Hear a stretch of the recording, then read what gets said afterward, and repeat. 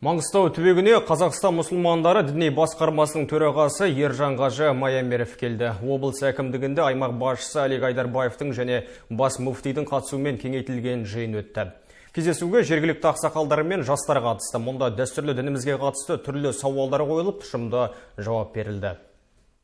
Қазақ елінің бас мүфтиі еліміздің 7 аймағына іс-сапар жоспарлаған екен. Сапарын ең алдымен киелі Маңғыстаудан бастаған. Маңызы зор кездесуде кәрісі де жасы да көптеп жиналды.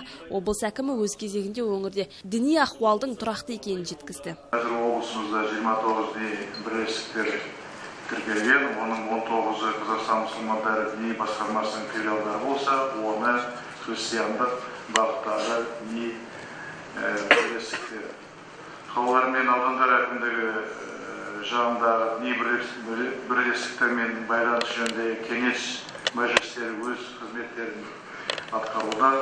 Облыс тұрғындарының діни сауаттылығын арттыру мақсатында діни экстремизм мен терроризмнің алдын алуда облыстық 8 ақпараттық түсіндіру тобы жұмыстануда.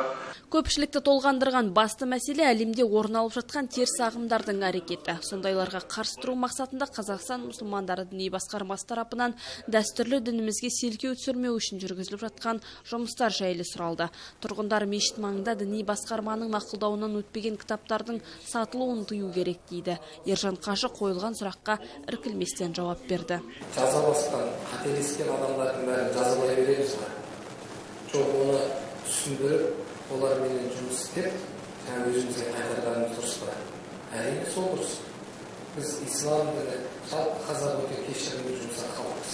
Жаза басқан адамды сөйлесіп, оны өзіміздің жаңағы ортамызға қоссақ, күнә жасаған адам, қателік жасаған адам екінші оқиғаға бармайды. Бас мүфти дін мен дәстүрдің ажырамас дүние екенін айтты. Қоғамдағы дәстүрді харамға, яғни күнәға балайтын теріс түсінікті жоққа шығарды. Ислам діні дәстүрді құрметтейтін, үлкенді сыйлап, ата-баба рухына тағзым қылуды қолдайтын асыл дін екеніне дәлелдер тауып айтты. Қазір кейбір жастарымыздың түсінбей жүргені сол. Жаңағы дәстүрді айтса, ол бір дінсіз адам сияқты болып көрінетін болды жастарымыздың ішінде. Тіпті келіннің сәлем салуын, бет ашардың өзін жаңағы харамға шығарды.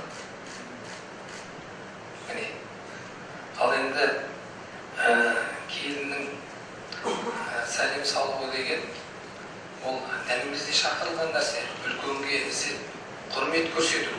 Тағы бір өзекті сұрақтың бірі хиджабқа байланысты. Мұндай сауалды кеңейтілген жиналыстан кейін арнайы өткен брифингте бақ өкілдері қойды. Бұл сұраққа бас мүфти былай деп жауап қайырды. Балағатқа толған қыз баланың ислам дінінде жаңағы жаулықтауға болатынын бойынша біз тағы да, бірақ сол ортаны, сол жердің, әр жердің өзінің заңын, мекеменің заңын сыйлау керек екенін, сондықтан ата-ана менен мектептің арасында бір келісім болу керек деген сияқты ұсыныстарды айтып, біз өз мәліметімізді жасаған болатынбыз.